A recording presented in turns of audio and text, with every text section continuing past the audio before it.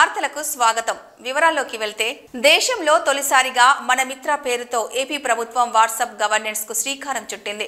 ఈ సేవలను ఉండవల్లిలో నివాసంలో మంత్రి నారా లోకేష్ ప్రారంభించారు.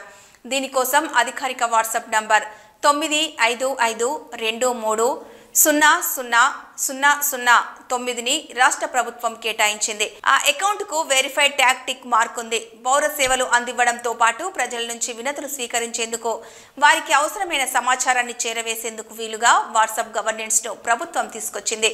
కార్యక్రమం ప్రారంభం సందర్భంగా నారా లోకేష్ మాట్లాడారు.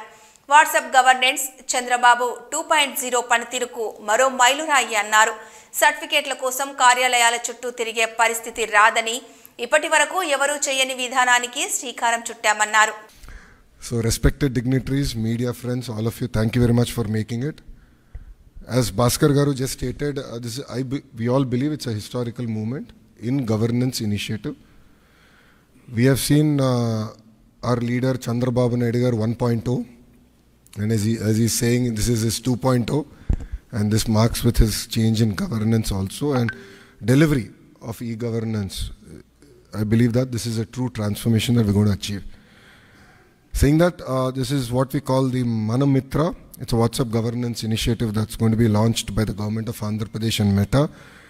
It's here to deliver a seamless, efficient, citizen-centric public service delivery. You know, to this initiative, we believe that Andhra Pradesh is again at the forefront of e-governance initiatives. In the past, the entire nation used to look at Andhra Pradesh on what are we doing so they can adopt. I believe this is the first step in that direction. And from RTG, from IT department, you will be seeing more and more such initiatives coming. Our entire objective is to keep the citizen as center of our universe and look at what are all the touch points of the citizen, how do we resolve their problems, how do we ensure that on a day-to-day issues, both the government and the political system is not relevant. So to get basic documents, why should they come to a government office or why should they meet an MLA is a question, is a challenge that I have taken up. మీ అందరు తెలిసిందే యువగలం పాదయాత్ర చేశాను, 3132 కిలోమీటర్లు నేను నడిచాను. ఈ ఆలోచన నాకు యువగలం పాదయాత్ర నుంచి మొదలైంది. మీరు ఒక్కసారి కానీ మా స్పీచ్లు కూడా మీరు చూస్తుంటే, నా స్పీచ్ చూస్తుంటే నేను పదే చెప్పేవాడిని. ఒక బటన్ నొక్కితే భోజనం వస్తుంది, ఒక బటన్ నొక్కితే సినిమా చూస్తున్నాం, ఒక బటన్ నొక్కితే ట్యాక్సీ వస్తుంది, కానీ ఒక బటన్ నొక్కితే ఎందుకు ప్రభుత్వం మీ దగ్గరికి రావట్లేదు, ఆ ఛాలెంజ్ నేను స్వీకరిస్తున్నానని ఆనాడు చెప్పా. అందుకే ఈరోజు మన మిత్ర, ప్రజల చేతిలోనే ప్రభుత్వం, ప్రజల చేతిలో పాలన, మాది ప్రజాప్రభుత్వం. రాష్ట్రంలో అత్యంత అవినీతిపరుడు జగన్ అయితే ఆయన్ను మించిన వ్యక్తి మాజీ మంత్రి పెద్దిరెడ్డి రామచంద్రారెడ్డి అని ఏపీ శాసన మండలి చీఫ్ విప్ పంచుమర్తి అనురాధ విమర్శించారు. పుంగనూరు ఓటర్ల లిస్టు కన్నా పెద్దిరెడ్డి అవినీతి పాపాల లిస్టే ఎక్కువగా ఉందని వ్యాఖ్యానించారు. ఆయన పగలు పూజలు, రాత్రంతా దోపిడీలు చేస్తుంటారని ఆరోపించారు. పెద్దిరెడ్డి అవినీతి సామ్రాజ్యం మండల స్థాయి నుంచి కేంద్రం వరకు పాకిందన్నారు. శివశక్తి పాల డైరీ ద్వారా రైతుల రక్తాన్ని పీల్చుతున్నారన్నారు. చిత్తూరు జిల్లా పులిచెర్ల మండలంలో అసైన్డ్ భూములు, పుంగనూరు మండలం రాగానిపల్లెలో భూములు కొట్టేయలేదా అని ప్రశ్నించారు. రేణిగుంట పరిధిలోని 20 ఎకరాల ప్రభుత్వ భూమి పెద్దిరెడ్డి భార్య పేరున ఎలా వచ్చిందని అనురాధ నిలదీశారు. ఈ రాష్ట్రంలో అత్యంత అవినీతి పరుడైన జగన్మోహన్ రెడ్డి గారు 31 క్రిమినల్ కేసులు పెట్టించుకోవడమే కాకుండా లక్షల కోట్ల దోచేసిన వ్యక్తిగా 420 సీఎంగా, గూగుల్లో కొడితే 420 సీఎంగా మనకి గూగుల్లో దర్శనమిచ్చే ఈ జగన్మోహన్ రెడ్డి గారు అత్యంత అవినీతి పరుడుగా ఆంధ్ర రాష్ట్రంలో ముద్రపడితే దానికి ఏ మాత్రం కూడా తగ్గకుండా ఈనాడు పెద్దిరెడ్డి రామచంద్రారెడ్డి గారి అవినీతి పుంకాలుగా బయటికి వస్తూ ఉంది. ఈ పెద్దిరెడ్డి రామచంద్రారెడ్డి పగలేమో పూజలు, రాత్రంతా కూడా దోపిడీలు. ఇది ఎక్కడ కూడా ఇలాంటి స్ప్లిట్ పర్సనాలిటీని మనం చూడం. ఒక్క పెద్దిరెడ్డి రామచంద్రారెడ్డిలోనే ఈ స్ప్లిట్ పర్సనాలిటీని చూస్తూ ఉన్నాం. పీలేరు ఎమ్మెల్యేగా మొదలుకొని అతని అవినీతి సామ్రాజ్యాన్ని స్టెప్ బై స్టెప్ పెంచుకుంటూ మరి మండల స్థాయి నుంచి, తర్వాత జిల్లా స్థాయి నుంచి, తర్వాత రాష్ట్ర స్థాయి నుంచి మరి ఏకంగా కేంద్ర స్థాయి వరకు కూడా మరి అతని అవినీతి సామ్రాజ్యాన్ని విస్తరించారు అనే చెప్పడంలో ఏ మాత్రం కూడా అతిశయోక్తి లేదు. నేను ఏ పాపం ఎరగను, నాకేమీ తెలీదు అని చెప్పి పెద్దిరెడ్డి రామచంద్రారెడ్డి గారు ఈరోజు మరి మన ప్రెస్లో మాట్లాడటం మనం చూస్తూ ఉన్నాం. శాండ్ మాఫియా మీరు చెయ్యలేదు అని మీరు గుండె మీద చెయ్యేసుకొని చెప్పగలరా? ల్యాండ్ మాఫియా మీరు చెయ్యలేదు అని మీరు గుండె మీద చెయ్యేసుకొని చెప్పగలరా? అదేవిధంగా చివరికి రైతులు రక్తం కూడా పీల్చుకునే విధంగా మీరు మీ శివశక్తి డైరీ ద్వారా మరి పాల రేటు సైతం కూడా ఎక్కువ రేట్లకు అమ్మిన మాట వాస్తవం కాదా అని చెప్పి ఈ సందర్భంగా నేను అడగదలుచుకున్నా. అంతేకాకుండా మదనపల్లిలో మరి ఒక గవర్నమెంట్ ఆఫీస్లో ఫైల్ దగ్ధమైతే నాకు ఏ సంబంధం లేదు అని చెప్పిన మీరు ముందస్తు బెయిల్ ఎందుకు తెచ్చుకున్నారు అని చెప్పి ఈ సందర్భంగా మేము అడగదలుచుకున్నాం. వైఎస్ఆర్సీపీ సీనియర్ నాయకుడు పెద్దిరెడ్డి రామచంద్రారెడ్డిపై రాజకీయ కక్షతోనే ఆయన అటవీ భూములు ఆక్రమించారంటూ మీడియా తప్పుడు కథనం అచ్చేసిందని, ప్రభుత్వం దానిపై ఏ విచారణ చేసుకున్నా ఆయన కడిగిన ముత్యంలా బయటపడతారని వైఎస్ఆర్సీపీ చిత్తూరు జిల్లా అధ్యక్షులు టీటీడీ మాజీ చైర్మన్ భూమన కరుణాకర్ రెడ్డి స్పష్టం చేశారు. ఆ పత్రిక తప్పుడు కథనంపై ఆధారాలతో సహా పెద్దిరెడ్డి రామచంద్రారెడ్డి వివరణ ఇచ్చినా దానికి కేవలం సింగిల్ కాలం కేటాయించి పత్రికా విలువలను తుంగలో తొక్కిందని ఆక్షేపించారు. కూటమి ప్రభుత్వం ఎన్ని వేధింపులకు గురి చేసినా తమ పోరాటం నుంచి వెనక్కి తగ్గే ప్రసక్తే లేదని భూమన కరుణాకర్ రెడ్డి తేల్చి చెప్పారు. చాలా సుస్పష్టంగా ఎట్టి పరిస్థితుల్లోనూ నేను చేసినటువంటి సూపర్ 6 వాగ్దానాలను నెరవేర్చటానికి ఏమాత్రమూ కూడా అనువైనటువంటి రీతిలో పరిస్థితులు లేవు. కనుక వృద్ధి రేటును 15% పెంచిన తరువాత దానిని గురించి ఆలోచిస్తాను అని చెప్పటం ఎంత దుర్మార్గమైనటువంటి విషయం అంటే, ప్రపంచంలో ఎంతో మంది మోసగాళ్లను చూసి ఉంటాం, ఎంతో మంది వంచన చేసేటువంటి వాళ్లను చూసి ఉంటాం. కానీ ఒక ప్రజానాయకుడిగా ఉండి ప్రజలకు మేలు చేయటానికే కారణజన్ముడుగా జన్మించినాను అని తన అనుయాయుల చేత పొగిడించుకునేటువంటి చంద్రబాబు నాయుడు గారు చేసినటువంటి ఈ ప్రజా వంచన అన్నింటికంటే చాలా దుర్మార్గమైనటువంటిది. నేను అధికారంలోకి వస్తే తల్లికి వందనం పేరుతో ప్రతి ఒక్కరికి బిడ్డకు 15,000 రూపాయలు ఇస్తానని చెప్పినటువంటి వ్యక్తి, అన్నదాతలకు 20,000 రూపాయల సహాయం చేస్తానన్నటువంటి వ్యక్తి, ప్రతి సంవత్సరము నిరుద్యోగుడికి ప్రతి ఒక్కడికి కూడా 3,000 రూపాయల భృతి ఇస్తానని చెప్పినటువంటి వ్యక్తి, 50 ఏళ్లు నిండినటువంటి మహిళలకు అందరికీ కూడా ప్రతి సంవత్సరము 18,500 ఆర్థిక సహాయం చేస్తానని చెప్పినటువంటి వ్యక్తి ఈ రోజున రాష్ట్ర ఆర్థిక పరిస్థితి దుర్మార్గంగా ఉంది కాబట్టి నేను చేయలేను అని చెప్పటం. ఇదే చంద్రబాబు నాయుడు గారు, పవన్ కళ్యాణ్ గారు, ఆయన కూటమిలో సాగేటువంటి పురంధరేశ్వరి గారు, వీళ్ళంతా కూడా ఎన్నికలలో ప్రచారం చేసినప్పుడు రాష్ట్ర ఆర్థిక పరిస్థితి కకావికలమైపోయింది, తునాతునకలైపోయింది. జగన్మోహన్ రెడ్డి 14 లక్షల కోట్ల రూపాయల ఆర్థిక భారాన్ని మోపినాడు ఈ రాష్ట్రం మీద. ఈ రాష్ట్రం 8 నెలలైనా హామీలు అమలు చేయలేక చేతులెత్తేసిన చంద్రబాబు తన అసమర్థతను జగన్ మీదకు డైవర్ట్ చేసేందుకు నీతి ఆయోగ్ రిపోర్టును ఇష్టారీతిగా మార్చేశారని వైఎస్ఆర్సీపీ ఎమ్మెల్సీ డాక్టర్ మొండితోక అరుణ్ కుమార్ ఆక్షేపించారు. తన 5 ఏళ్ల పాలనను జగన్ 5 ఏళ్ల పాలనతో పోల్చకుండా కరోనా ఏడాదితో పోల్చినప్పుడే చంద్రబాబు తన అసమర్థతను బయటపెట్టుకున్నారని ఆయన దుయ్యబట్టారు. రాజకీయాల్లో తనది 40 ఏళ్ల ఇండస్ట్రీ అని చెప్పుకునే చంద్రబాబుకి ప్రభుత్వ ప్రాధాన్యతపై ఇప్పటికీ స్పష్టత రాలేదని తేల్చి చెప్పారు. చంద్రబాబు ప్రకటించిన సూపర్ 6 హామీలకు గ్యారంటీ ఇచ్చిన పవన్ కళ్యాణ్ ప్రజలకు ఏం సమాధానం చెబుతారని పార్టీ కేంద్ర కార్యాలయంలో ప్రెస్ మీట్లో అరుణ్ కుమార్ ప్రశ్నించారు. ఈ ముఖ్యమంత్రి చంద్రబాబు నాయుడు గారు 4సారి ముఖ్యమంత్రి అయ్యారు.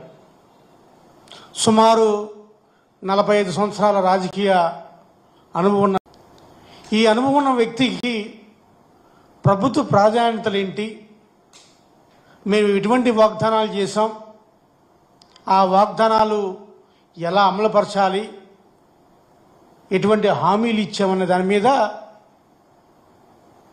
ఒక స్పష్టత లేదు, ఒక విశ్వాసం లేదు. ఎన్నికల ముందు హామీలు ఇచ్చాం, గెలిస్తే చాలు, ప్రజల్ని వదిలేయించిన విధంగా చేస్తూ ప్రజల్ని పచ్చి మోసం చేస్తున్న వ్యక్తిగా ఎవరున్నారంటే ఈ రాష్ట్ర ముఖ్యమంత్రి చంద్రబాబు నాయుడు గారు. మరి ఈ వాగ్దానాలు, ఈ హామీలు, వాళ్ళ మేనిఫెస్టో ఏదైతే సూపర్ 6 అన్నారో ఆ సూపర్ 6 అమలు వాటి మీద మాట్లాడకుండా ఎప్పుడు చూసినా ఒక డైవర్షన్ పాలిటిక్స్ మీదే తెర చూపిస్తున్నారు. ఏ నెలకు ఆ నెల, ఏ వారానికి ఆ వారం సూపర్ 6 అడిగితే చాలు డైవర్షన్ పాలిటిక్స్ చేస్తూ ఉంటారు. మరి ఇప్పటికే కూడా ప్రజలు తేడా చూస్తున్నారు. వైఎస్ఆర్ కాంగ్రెస్ పార్టీ ప్రభుత్వంలోని పనులు ఏ విధంగా మేనిఫెస్టోకి మేము అత్యంత ప్రాధాన్యత ఇచ్చాం, ఏ విధంగా మేనిఫెస్టోని తూచా తప్పకుండా అమలు చేశాం. మా మేనిఫెస్టో ఏమైతే హామీలు ఇచ్చామో ఆ హామీల్ని ప్రజలకు తెలిసే విధంగా ప్రతి ప్రభుత్వ ఆఫీసులో మా ప్రాధాన్యత ఇది, మా మేనిఫెస్టో ఇది, మాకు ఇన్ని ఉన్నా సరే, ఇబ్బందులు ఉన్నా సరే మా మేనిఫెస్టోని మేము తూచా తప్పకుండా చేస్తామని మేము ప్రతి కార్యాలయం మీద బోర్డులు పెట్టి మరీ కూడా ప్రదర్శించాం. మరి ఇప్పుడు ఈ ప్రభుత్వమో సూపర్ 6 అన్నారు, సూపర్ 7 అన్నారు, 31 హామీలు అన్నారు, ప్రతి హామీ తీరుస్తామని చెప్పారు. కూటమి ప్రభుత్వం అధికారంలోకి వచ్చినాటి నుంచి మీడియాను అడ్డం పెట్టుకొని నిత్యం తమపై బురద జల్లే కార్యక్రమం చేస్తోందని పుంగనూరు ఎమ్మెల్యే పెద్దిరెడ్డి రామచంద్రారెడ్డి మండిపడ్డారు. తిరుపతిలోని క్యాంపు కార్యాలయంలో బుధవారం మీడియా సమావేశంలో మాట్లాడుతూ పులిచెర్ల మండలంలో అటవీ భూములను కబ్జా చేశామంటూ చంద్రబాబుకు అంటకాగే ఎల్లో మీడియాలో ప్రచురించిన కథనం పూర్తి అవాస్తవమని ఖండించారు. ఇటువంటి తప్పుడు కథనం ప్రచురించిన ఈనాడు సంస్థలపై చట్టరీత్యా చర్యలు తీసుకుంటామని స్పష్టం చేశారు. 1 ఎకరమైనా చట్ట విరుద్ధంగా కబ్జా చేసినట్లు నిరూపించగలరా అని సవాల్ చేశారు. చట్టబద్ధంగా 2001లో కొనుగోలు చేసిన భూములపై నిసిగ్గుగా పచ్చి అబద్ధాలతో కూడిన కథనంను ప్రచురించడం వెనుక చంద్రబాబు డైవర్షన్ పాలిటిక్స్ ఉన్నాయని ధ్వజమెత్తారు. మేము అక్కడ సంబంధించిన వ్యక్తుల దగ్గర, ఆ మండలానికి సంబంధించిన వ్యక్తుల దగ్గర కొనుగోలు చేయడం జరిగింది. మా కుటుంబ సభ్యుల పేరు మీదుగా అవన్నీ కూడా రిజిస్టర్ చేయడం జరిగింది. దాన్ని అభూత కల్పనలు కలుపుతూ కేవలం 23 ఎకరాల భూమిని 75 ఎకరాలు ఎట్లా అయింది అని చెప్పి వాళ్ళు రాయడం జరిగింది. మరి నేను ఒకటే మీ అందరికీ కూడా తెలియజేస్తా ఉన్నాను, మీ ద్వారా ఈ రాష్ట్ర ప్రజలకు కూడా చంద్రబాబు కుట్రలు, కుతంత్రాలు ఈ రాష్ట్ర ప్రజలకు ముందే బాగా తెలుసు. దాంట్లో ఇంకా పెద్ద ఎత్తున ఈరోజు మా మీద ఒక వ్యక్తిత్వ హననాన్ని చేపట్టాడు. ఈ పచ్చ పత్రికల ద్వారా, పచ్చ మీడియా ద్వారా. మరి ఇది ఏదైతే ఈ ల్యాండ్ ఉందో ఇది 19/11/1981లో డైరెక్టర్ ఆఫ్ సెటిల్మెంట్స్ మాకెవరైతే అమ్మారో వాళ్లకు ఆర్డర్ ఇవ్వడం జరిగింది. ఆర్డర్ ఇచ్చేది కాకుండా అది ఆ తర్వాత రెవెన్యూ వాళ్ళు ఇంప్లిమెంట్ కూడా చేయడం జరిగింది. ఆ తర్వాతే వాళ్ళ దగ్గర నుంచి మనం కొనుక్కోవడం జరిగింది. ఆ రోజు ఆర్డర్ సెటిల్మెంట్ డైరెక్ట్ ఇచ్చిన అసదుద్దీన్ అహ్మద్ అని చెప్పి ఐఏఎస్ ఆఫీసర్ ఇవ్వడం జరిగింది. ఈ కాపీ మీ అందరికీ కూడా చూపిస్తా ఉన్నాను. అవసరమైతే మీ అందరికీ కూడా జిరాక్సులు తీసి కాపీలు కూడా ఇవ్వడం జరుగుతుంది. అదేవిధంగా డీజీపీగా ద్వారక తిరుమలరావు సర్వీస్ శుక్రవారంతో ముగియనుంది. నేపథ్యంలో ఆయన సంతృప్తి వ్యక్తం చేశారు. ఈ మేరకు మీడియాతో మాట్లాడారు. సైబర్ క్రైమ్ మినహా నేరాలన్నీ నియంత్రణలోనే ఉన్నాయని తెలిపారు. రాష్ట్రంలో మార్చిలోపు 1,00,000 సీసీ కెమెరాలను ఏర్పాటు చేస్తామని చెప్పారు. ప్రజల భాగస్వామ్యంతో ఇప్పటి వరకు 28,500 సీసీ కెమెరాలు ఏర్పాటు చేశామన్నారు. ఫింగర్ ప్రింట్ ఆధారంగా నేరాలు గుర్తించడంలో రాష్ట్రం ముందున్నట్లు తెలిపారు. డ్రగ్స్, గంజాయి నియంత్రణలో స్పెషల్ ఫోకస్ పెట్టామని, నేరం చేసేందుకు నేరగాళ్లు భయపడేలా నూతన టెక్నాలజీలను అందుబాటులోకి తీసుకొచ్చామని తెలిపారు. దేశంలోనే తొలిసారి డిజిటల్ బారికేడింగ్ సిస్టమ్ను పల్నాడు జిల్లాలో ఏర్పాటు చేశామని స్పష్టం చేశారు. సైబర్ నేరాలను తగ్గించేందుకు అవగాహన సదస్సులు నిర్వహిస్తున్నామని డీజీపీ తిరుమలరావు తెలిపారు. సుమారు 7 నెలల పాటు ఆంధ్రప్రదేశ్ రాష్ట్ర డీజీపీగా విధులు నిర్వర్తించి, అంతకన్నా ముఖ్యంగా చెప్పాల్సింది 35 సంవత్సరాల ఇండియన్ పోలీస్ సర్వీస్ సంబంధించినటువంటి ప్రజాసేవ నుంచి రేపు వైదొలుగుతున్న సందర్భంగా మిగతా అందరితో ఒకసారి ముచ్చరించాలని మీడియా మిత్రులందరికీ, ప్రజలందరికీ ధన్యవాదాలు, కృతజ్ఞతలు తెలియజేయాలనే ఉద్దేశంతో ఈ సమావేశం ఏర్పాటు చేయడం జరిగింది.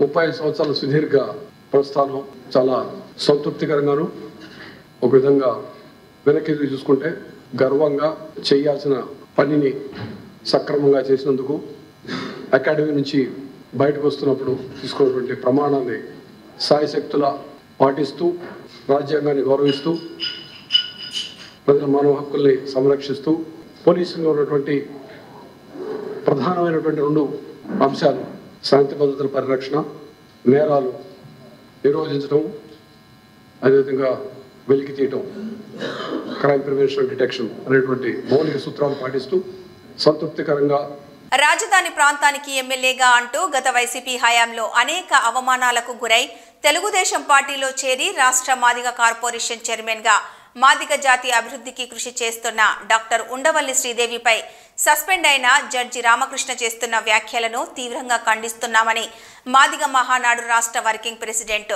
కుమ్మరిగుంట్ల రమేష్ అన్నారు. Doctor BR Ambedkar circle centre వద్ద సస్పెండ్ అయిన రామకృష్ణ ఫ్లెక్సీపై చెప్పులతో కొడుతూ ఆందోళన వ్యక్తం చేశారు. ఈ సందర్భంగా మీడియాతో కుమ్మరిగుంట్ల రమేష్ మాట్లాడుతూ, దళిత మహిళ ఒక మాజీ ఎమ్మెల్యేను కించపరుస్తూ మాట్లాడిన రామకృష్ణపై CM Chandrababu, deputy CM Pawan Kalyan, మంత్రి నారా లోకేష్ చర్యలు తీసుకోవాలని డిమాండ్ చేశారు.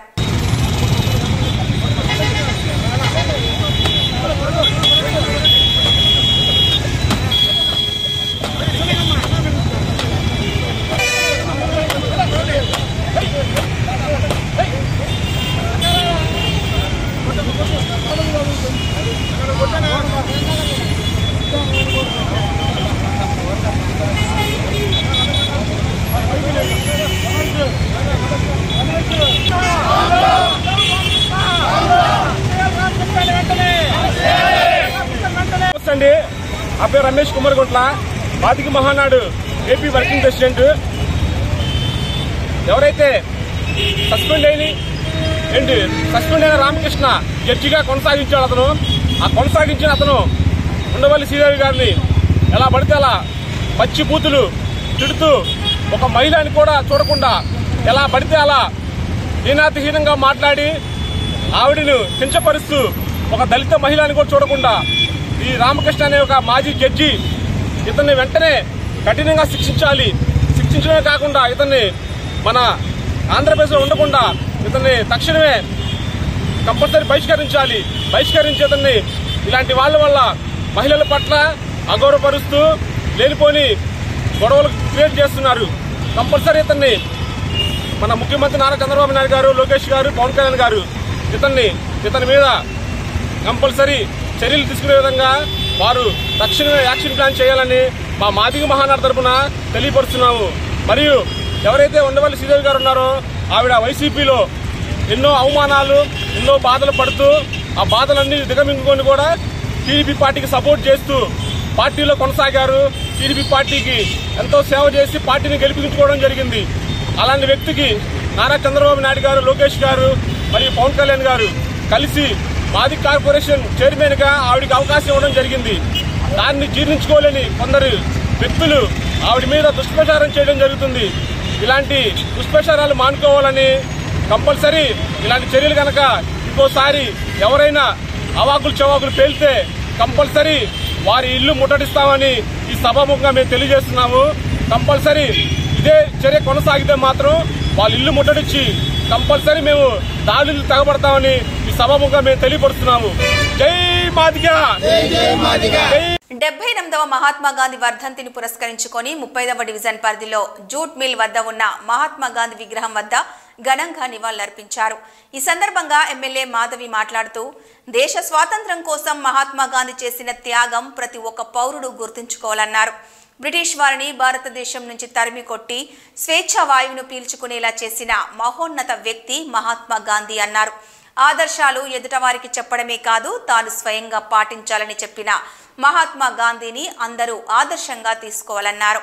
అధర్మం, అహింస తదితర మార్గాల ద్వారా దేశానికి స్వాతంత్ర్యం తీసుకురావడం జరిగిందన్నారు.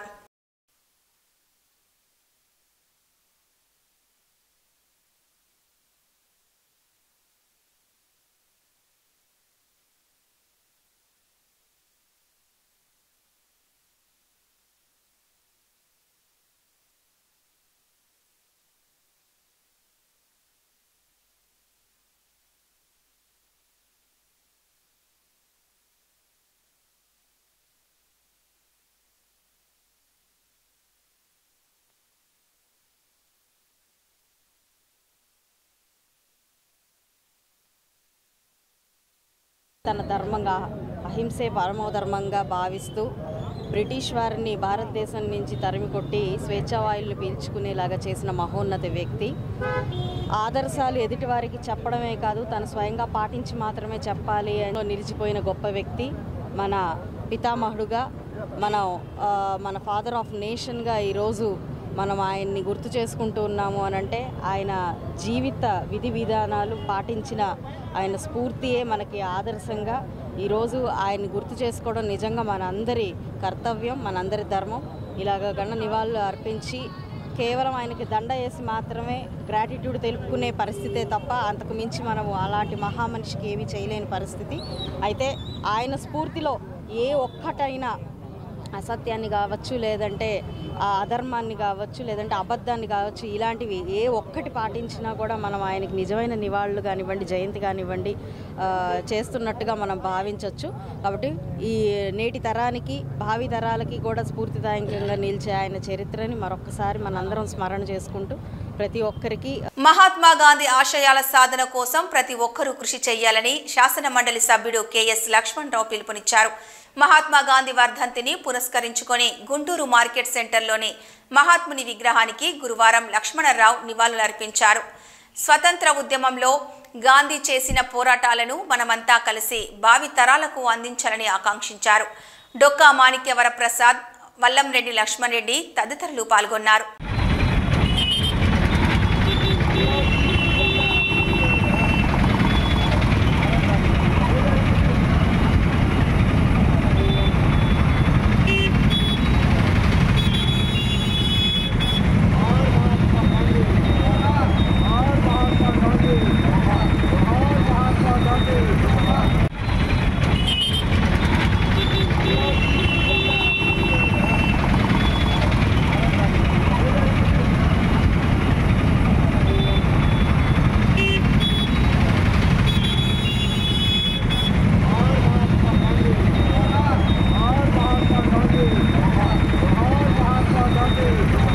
గీత కులాభివృద్ధికి కృషి చేస్తున్న సీఎం చంద్రబాబుకి వీరంకి గురుమూర్తి ధన్యవాదాలు తెలియజేశారు.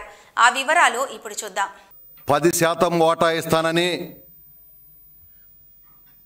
ఎన్డీఏ ప్రభుత్వం, తెలుగుదేశం పార్టీ ప్రతిపక్షంలో ఉన్నప్పుడు ఏదైతే చెప్పామో అదేవిధంగా మా యువనాయకుడు నారా లోకేష్ బాబు గారు పాదయాత్రలో ఏదైతే 10% గీతా కార్మికులకు మద్యం దుకాణాలు ఇస్తామని చెప్పామో, ఎన్డీఏ ప్రభుత్వం ఏదైతే మేనిఫెస్టోలో హామీ ఇచ్చిందో ఆ హామీని జీవో నెంబర్ 13 ద్వారా 21/1/2025 తేదీన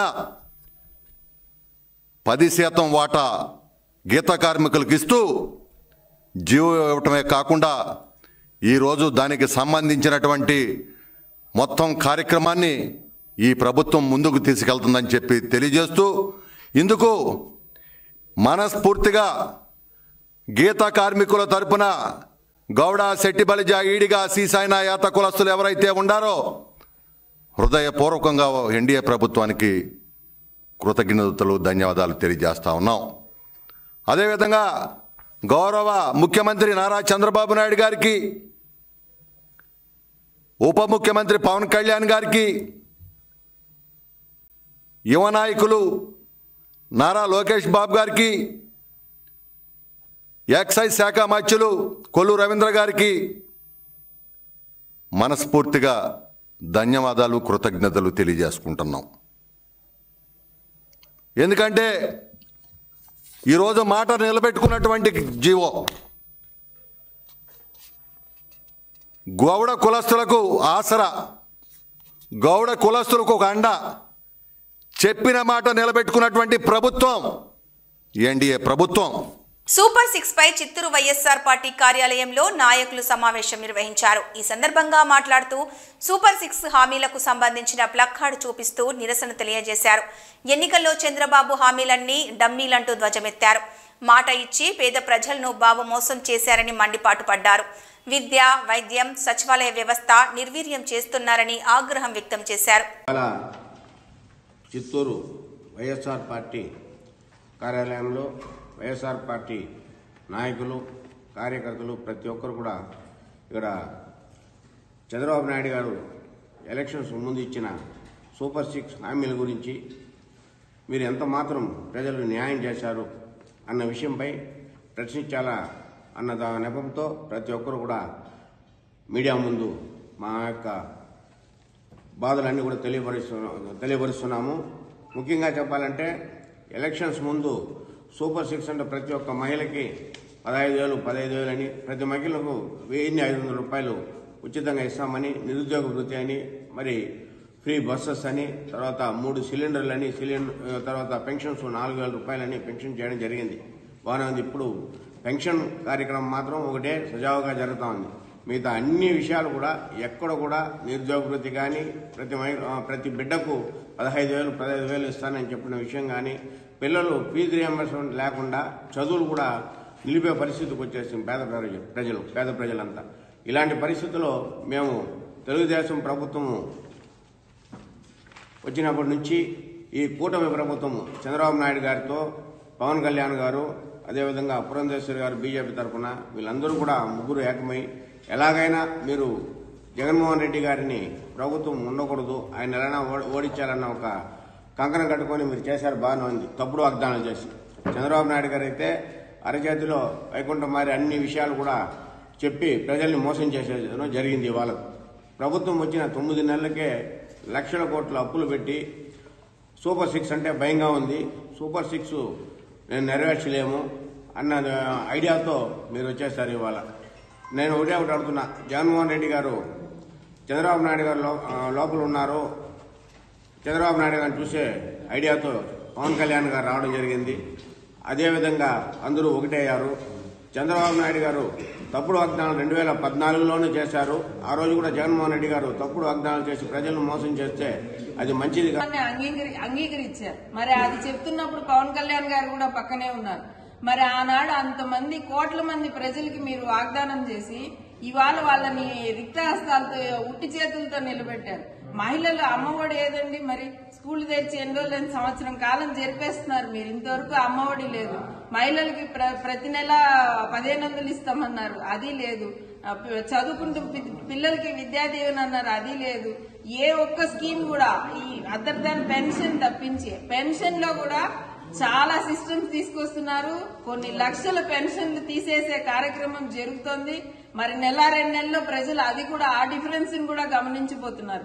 పెన్షన్లు ఒక్కటి 4,000 ఇచ్చేస్తున్నాము, డిసేబుల్డ్ పెన్షన్ ఇచ్చేస్తున్నాము అని చెప్తున్నారు. మీరు ఇస్తున్నారు, మేము ఒప్పుకుంటున్నాము. మీరు ఆ ఒక్కటి తప్పించి మీరు అమలు చేసింది ఏదైనా ఉందా? గ్యాస్ అన్నారు, ఉచిత గ్యాస్ సిలిండర్ అన్నారు. మరి 100లో ఎంతమందికి పడుతుందండి?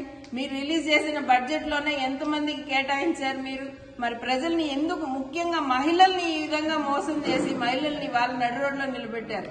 రాజశేఖర రెడ్డి గారు గాని, జగన్మోహన్ రెడ్డి గారు గాని మహిళల అభ్యున్నతికి నిరంతరం పాటుపడుతూ వారి జీవనాధారం మెరుగుపరచడానికి ఏ విధంగా ముందుకెళ్లాలని ఆలోచించినటువంటి ప్రభుత్వాలు వారివి. మహిళల్ని నిట్టు నిలువున మోసం చేసినటువంటి ప్రభుత్వం మీది. మరి మీ గవర్నమెంట్ లో ఉంటున్నటువంటి మహిళా నాయకులు గాని, మంత్రులు గాని ఎందుకు ఇన్ని ఇన్సిడెంట్స్ జరుగుతున్న, మహిళల మీద జరుగుతున్న అఘాయిత్యాలు, చిన్నారుల మీద జరుగుతున్నటువంటి అఘాయిత్యాలు, వీటన్నిటి మీద రియాక్ట్ అయ్యి ప్రజలకి, మహిళలకి భద్రత కల్పించాల్సింది పోయి మరి ఆ దిశగాను అడుగులు లేవు.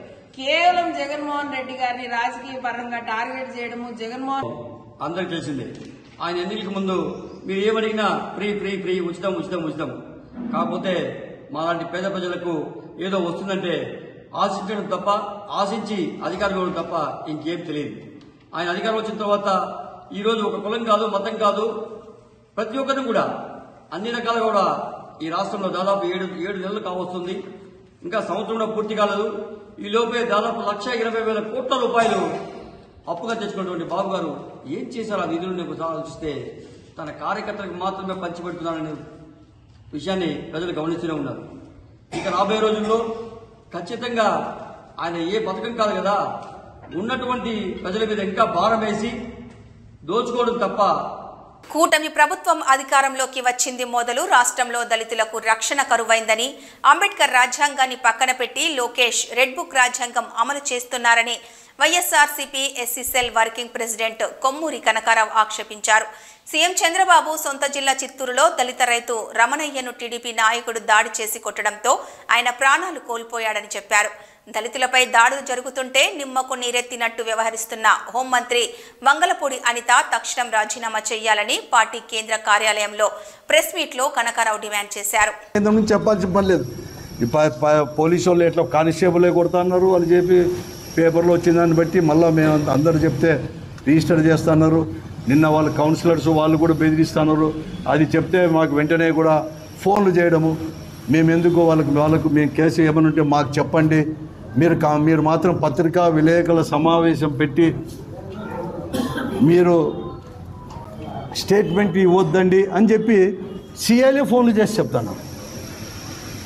మా పార్టీ వాళ్ళు ఎవరు చెప్పినా కూడా ప్రతిపక్ష పార్టీ మీరు పోద్దని చెప్పి బహిరంగ చెప్తున్నారు. ఆన్ రికార్డ్ ఆయన చేయొద్దని చెప్పినారు. నిన్న మొన్న కూడా మా అందరికి కూడా ఫోన్లు వచ్చేసాయి చెప్పేసి మీరు చేయడము, మాకు పత్రికలు రాకుండా చూసుకోమని చెప్పేసి పై అధికారులు చెప్తున్నారు అని చెప్పేసి సిఏలు డిఎస్పీలు చెప్పడం ఇవన్నీ జరుగుతుండే.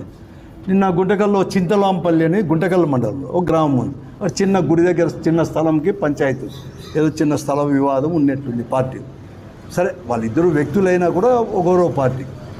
ఒక 20-25 రోజుల కిందట కూడా అక్కడ గలాడ జరిగితే వీళ్ళు హాస్పిటల్ పాలై అనంతపురం డిస్టిక్ హెడ్ క్వార్టర్స్లో 5 మంది అడ్మిట్ అయినా కూడా వాళ్ళని కొట్టిన దానిపైన బెయిలబుల్ పెట్టి వీళ్ళపైన నాన్ బెయిలబుల్ కేసులు పెట్టారు. 2 కేసులు పెట్టారు, కౌంటర్ కేసులు 2 పెట్టారు. అది జరిగిపోయింది.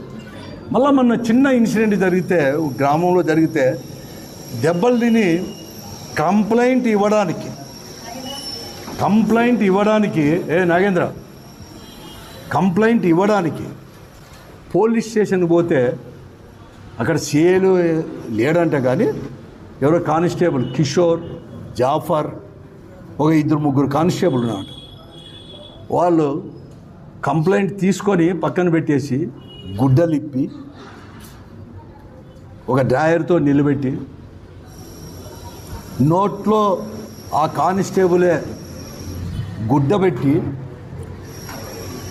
వాళ్ళు ఇష్టానుసారం కొడితే తట్టుకోలేక పరిగెత్తుకొని పోయి వచ్చేసి రోడ్లోకి వచ్చి పడితే రోడ్లో ఉండే జనం ఏమి ఇట్లా వచ్చి పడినావు అని చెప్పేసి చూసి చేస్తే అప్పుడు మళ్ళీ కూడా వైఎస్ఆర్ కాంగ్రెస్ పార్టీ నాయకులు బాబు, సుంకన్న వీళ్ళంతా పోయినా కూడా వారిపైన కూడా ఎట్లంటే అట్లా దుర్భాషలాడు. నేనేదో మళ్ళీ చెప్పలేదు.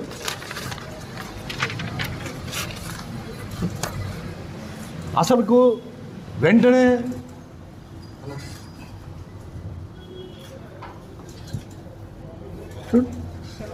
నేను చెప్తా మళ్ళీ పోతే. వార్తలు సమాప్తం. నమస్కారం.